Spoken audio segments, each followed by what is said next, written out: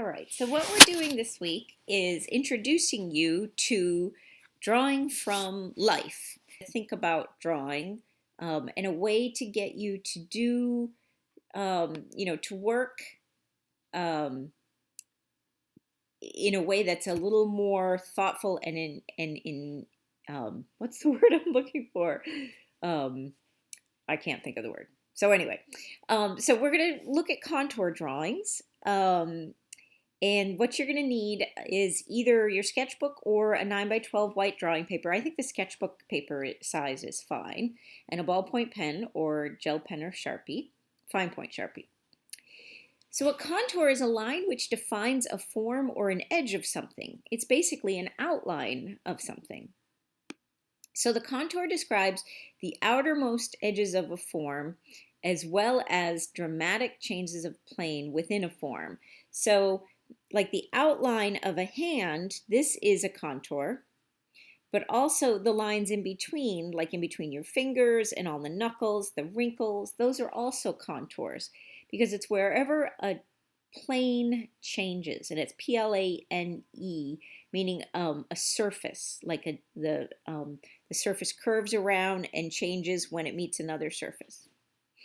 So a contour drawing is what's done when an artist looks intently at the edges of an object, and there's a whole bunch of different types of doing them. So what you're going to do in a minute is called a blind contour.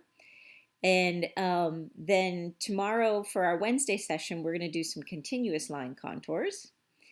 And the week-long assignment would fall under the category of a modified contour, where you are going to look at your subject and your paper. So a cross contour, this is an example of a cross contour. It's kind of cool where, they start by drawing the outlines, but then they show the way the volume is and curves and planes by putting in curved lines to show every different direction of the object. So I have a little video for you to watch. It won't take long.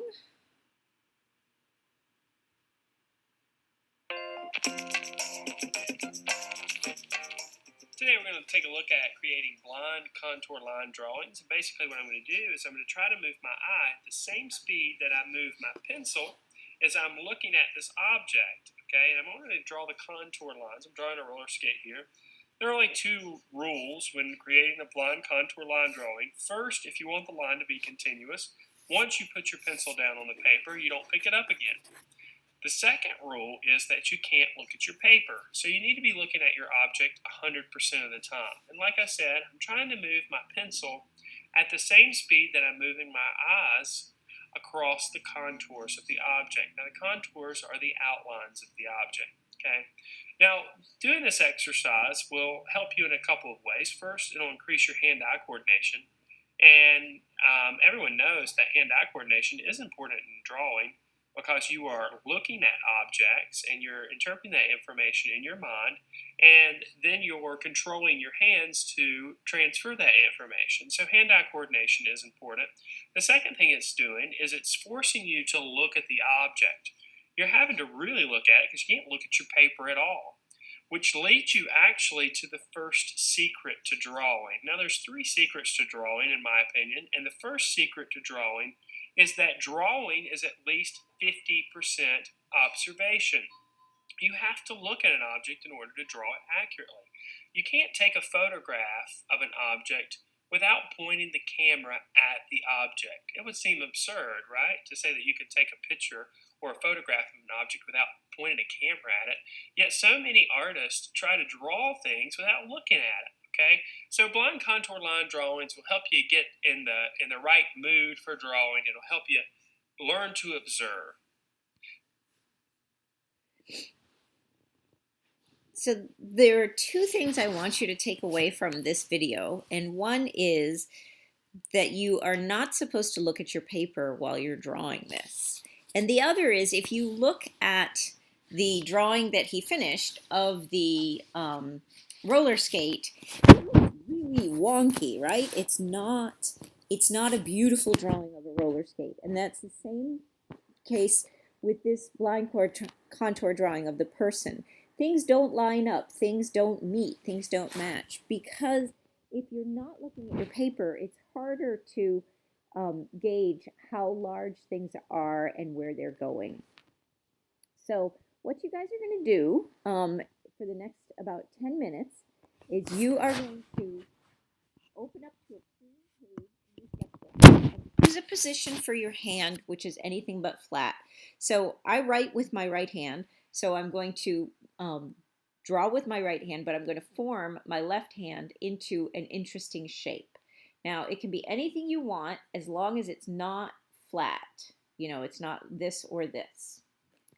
So you're going to just put your pencil or pen down on the paper, and just looking at your hand, you're going to draw as if you were like a little ant walking all along the surfaces.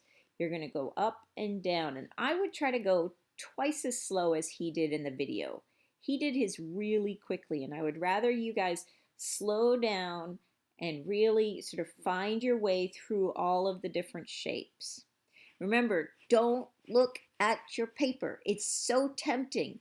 So what you can do is you can like put your left hand, if you're right-handed, you can put your left hand off to the side and have your paper over on the other side on the table, you know, so that you can't see it and you won't be tempted to look.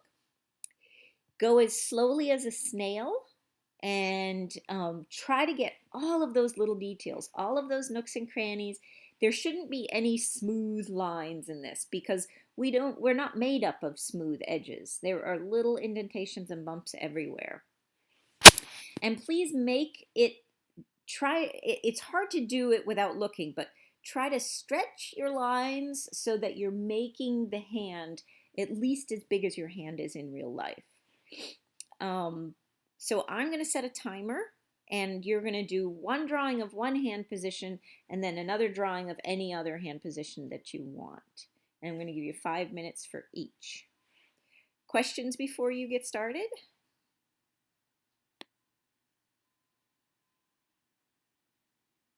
Okay, so I'm going to set my timer. Go ahead and start the first one. I'll let you know when that one is done. And then we'll do the second one, and then we'll regroup and we'll talk about this week's assignment.